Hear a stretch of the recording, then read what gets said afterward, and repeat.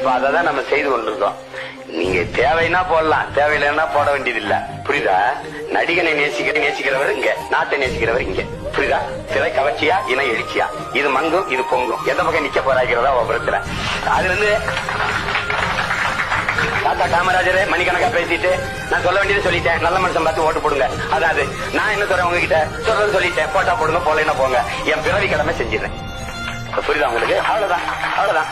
இதுக்கு மேல அண்ணனுக்கு ஏன் போடணும், எதுக்கு போடணும், அது உங்க விருப்பம். வாக்குக்கு காசு என்கிட்ட இல்ல, இருந்தாலும் தரமாட்டேன்.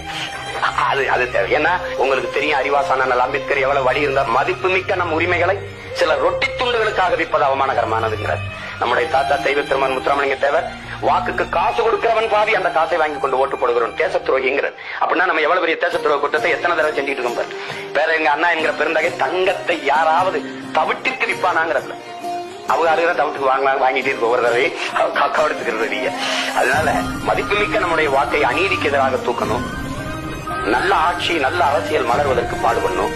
நீங்க எல்லாம் இந்த நாட்டின் நிர்வாக பணிக்கு தயாராகின்ற ஆக சிறந்தவர்கள். ஊழல் லஞ்சத்திற்கு நான் எதிரா இருப்பேன்.